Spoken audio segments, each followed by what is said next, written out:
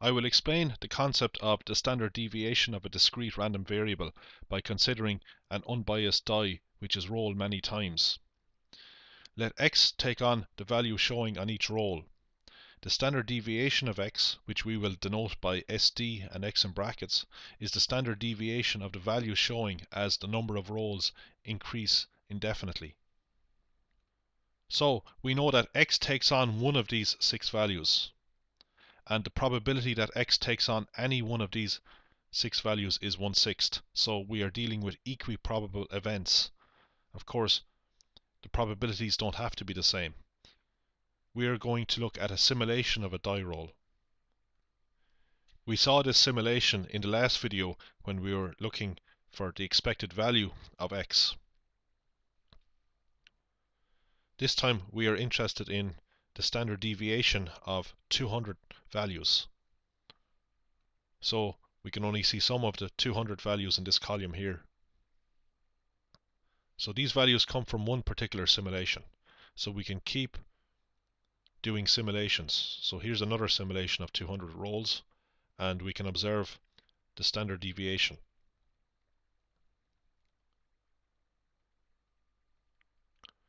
Here is the standard deviation of one particular simulation. To calculate this number, we need the mean of the 200 values. So we have that here. To calculate the standard deviation, we use this formula here. We need to take each value, which we call little xi, these values are the values 1 to 6, subtract the mean, which we saw for the simulation is 3.665, square the deviation, multiply by the corresponding frequency, because each of these values appear more than once obviously. We can get the frequencies from the frequency table. It's just these numbers here in green. Then we have to sum all the squared deviations and divide by the total number of values, which in this case is 200. So Fi stands for these numbers here. So we sum these numbers to get 200. The denominator will be 200. N in our example is 6. So the frequencies are F1 to F6. We could call this frequency F1, this one F2, this one F3, and so on as far as F6. So let's look at the first value, x1. Well, we can call this value here x1. x1 is 1. Its frequency is 27. So we have 27 into x1, which is 1, minus the mean, 3.665. We square this deviation. And then we look at the next value, which is x2. Its frequency is called f2. Well, f2 is 26, as you can see.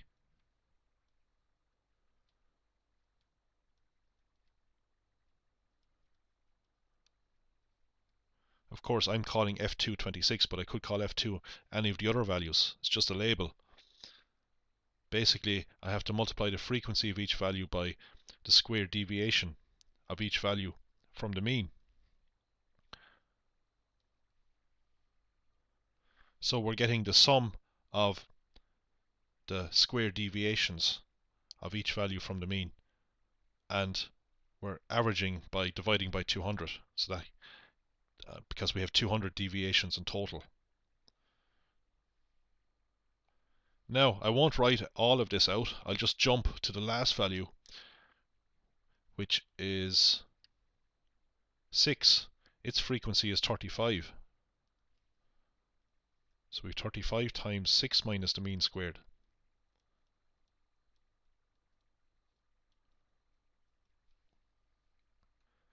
If you do the calculation, you will get this number here.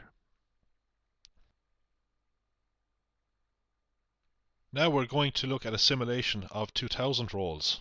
So we're going to change this value to 2000.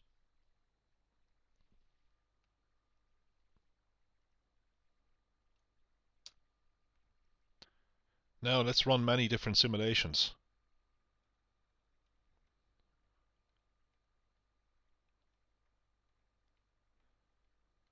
So this time notice that the standard deviation, or the values that we're getting here for 2000 rolls, are actually closer to this value here. These values, the value of the standard deviation approaches a limit as the number of rolls increases. For this particular simulation, the mean is 3.4705. The standard deviation is 1.7135136. Now, to calculate this figure, of course we do exactly what we did back here. We would be dividing by 2000 instead of 200. And of course the frequencies are not going to be the same. We get the frequencies from this row here. Here is the formula for getting the standard deviation of a discrete random variable x. We are going to apply this formula to the case of a fair die roll. We know from the previous video that the expected value of x is 3.5.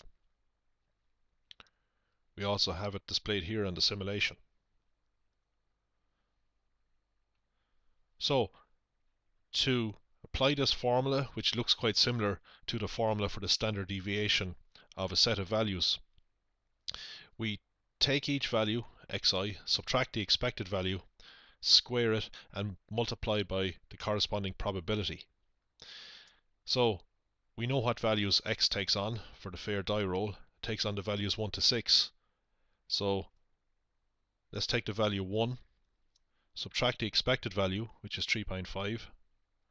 We square, multiply by the corresponding probability. Well, we know that for the fair die roll, the probability that x takes on any of the values 1 to 6 is 1/6. We have equiprobable events. So all the PIs will be the same in this example.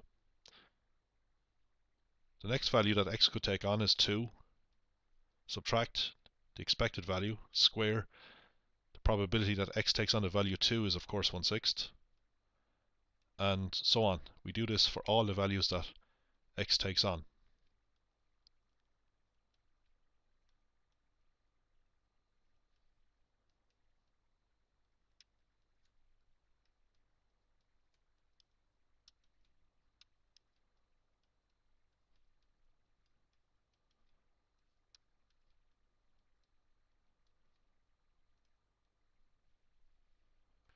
So we have to calculate all this expression here and then take the square root.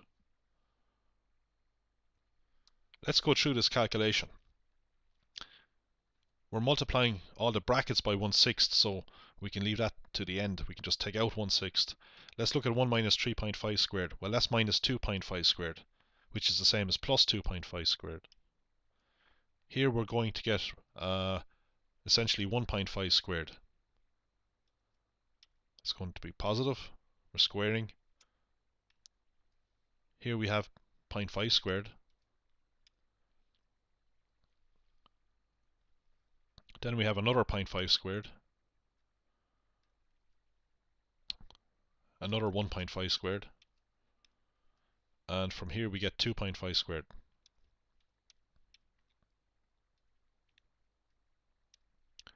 So we get 17.5, and we have to multiply this by 1/6, or divide by 6. And finally we have to take the square root of this number. So I'll put this number to the power of 0.5.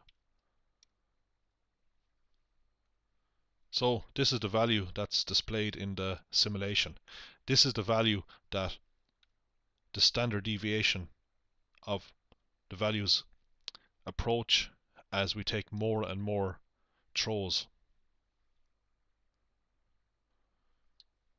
For 200 rolls we got this value for the standard deviation. For 2000 rolls in one of the simulations we got this value. Of course we'll get different values for different simulations, but in general what's happening is that the standard deviations are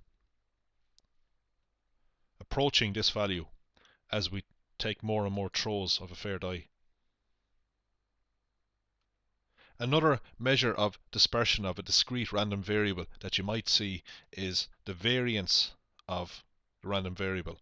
The variance of x, written v of x, is got by taking the standard deviation of x and squaring it.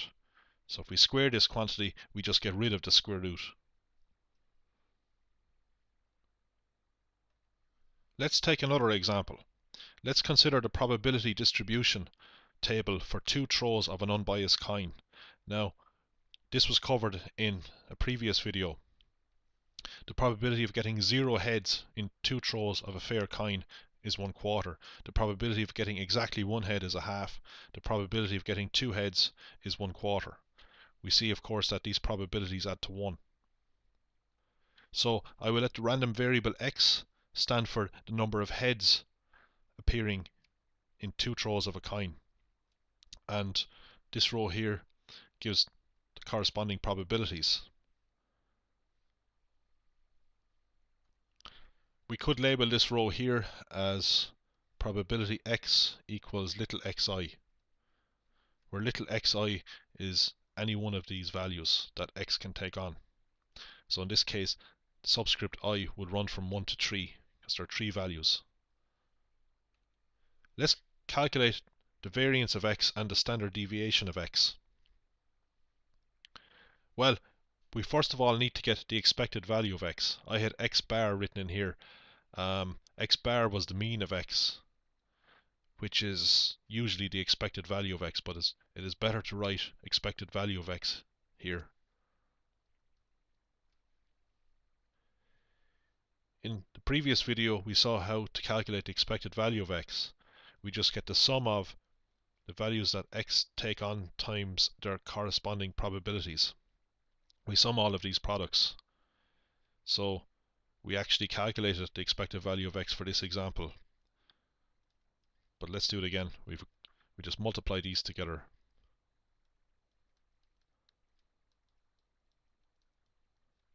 So if we do this, we get a half plus a half, which is 1. So that's all this means. We take each value, little xi, and multiply it by its corresponding probability and sum all the products. Okay, so the next step now is to take each value, subtract the expected value, square, multiply by the corresponding probability, and sum. So we're going to get the variance of x first of all. So here is one of the values. We subtract the mean, which is 1, square, multiply by the corresponding probability, which is 1/4. Next value is 1. Subtract the expected value, square, the corresponding probability is 1/2. Finally, we have 2. Subtract the expected value of x square and multiply by 1/4. This term in here is 0. We get 1/4 from this and 1/4 from this term, so we get 1/2. To get the standard deviation of the random variable x, we just get the square root of the variance.